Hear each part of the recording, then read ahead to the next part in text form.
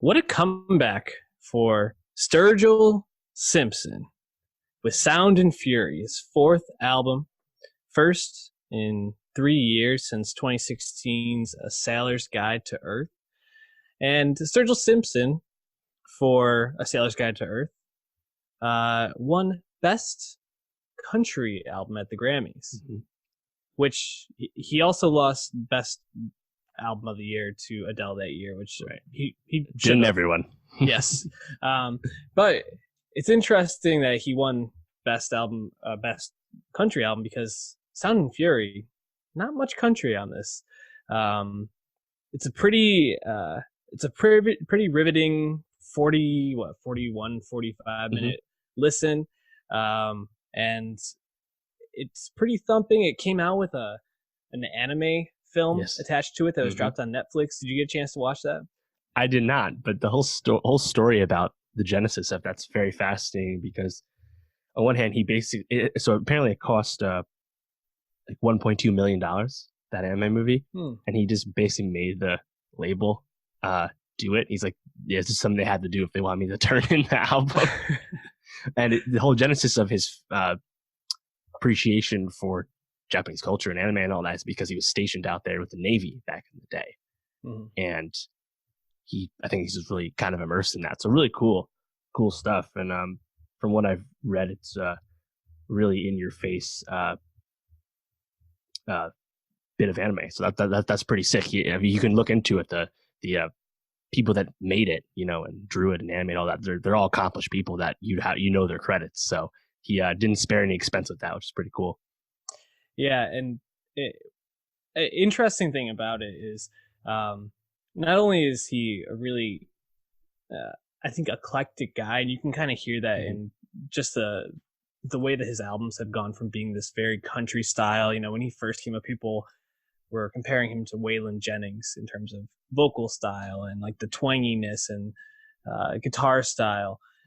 But he really has evolved. I mean, Sailor's Guide to Earth is like a very space odyssey infused with country rock and meta modern sounds in country country music was a druggy sounding album. So he's definitely doesn't fit neatly in a box, and I think he even pushed it further with Sound and Fury. So to call this a country album, pretty loose term, but I think this is probably the best Queens of the Stone Age / Black Keys album in years. Southern rock, definitely. Yeah. It's awesome. And I think what's so cool about it is, as you said, it's not Dave Martinson stamp of approval on a rock album. Well, because it's hard as shit. That's why I like it. Yeah. But I had really just kind of written him off for my own personal enjoyment a while ago. I just kind of threw him in the Chris Stapleton bucket. I was like, legit country fans, country artist. Cool. Happy for you. Not my thing, but do you. And I mean, he did win Best Country Album, as you said, at the Grammys.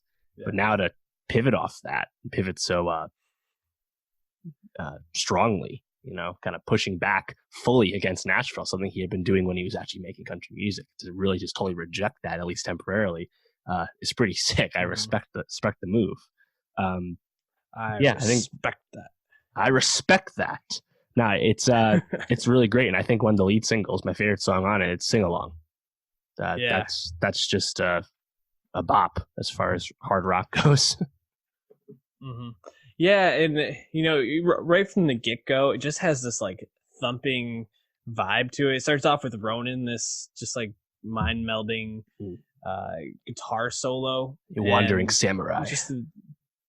And it morphs from there, following this kick drum beat throughout the first couple of songs. I mean, from Ronan to Remember to Breathe, Sing Along to A Good Look, it's just fantastic.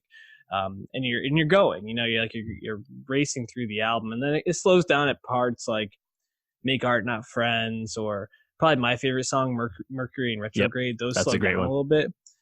Yeah, that Mercury in Retrograde reminded me a little bit of High Horse from Casey Musgraves. Not in terms of the danciness of it, but infusing this disco-y, more funk vibe into the rock than it felt like it was pushing more boundaries for a rock country song than I had ever really been tuned into. Mm-hmm. And then, even the probably some of the lesser cuts on this, like All Said and Done or Best Clockmaker on Mars, I still found really captivating and just an awesome listen. Sturgill, I really appreciate him. I saw him live, I think, at Firefly a couple of years back, and he fucking shreds. He goes so hard live. It was hard to like That's not awesome. be pulled in by him, but obviously not like I'm not a huge country fan, so it was like, eh. And he did some good covers, like he did The Promise, and he did Nirvana's. What did he do? He didn't do Come As You Are. I don't think that was it. In Bloom? I don't remember. Yeah, it was In Bloom. But he seems to be a guy that's very thoughtful and wants to make music his way. And I really appreciate that he doesn't let himself get stuck as a country artist. He even said, I could have had 6 country albums out by now, but right. Why would I make the same shit over and over? Yeah, Carmonica did a really great profile about him in the New York Times. I would recommend. He went down to Sturgill's family, well, his home for him and his family. That's just in like rural ass Tennessee, far away from Nashville. That's just his thing. And John remarks, he's like, that's it. Like, it could be.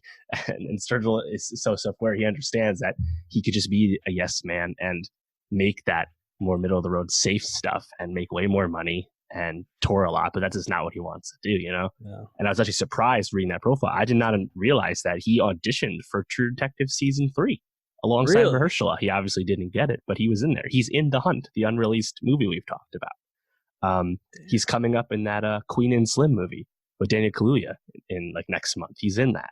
So talk about a polymath. That's pretty exciting.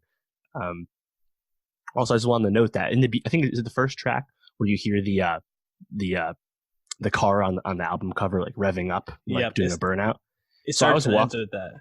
Right, I was walking on the sidewalk when I started listening to it, and even though I knew what the cover looked like, I still like looked over my shoulder to make sure I wasn't about to get run over. Like it was so hard, dude. I was driving, listening to it, and I thought my engine was like taking over. I was like, "What is happening?" Just an awesome album.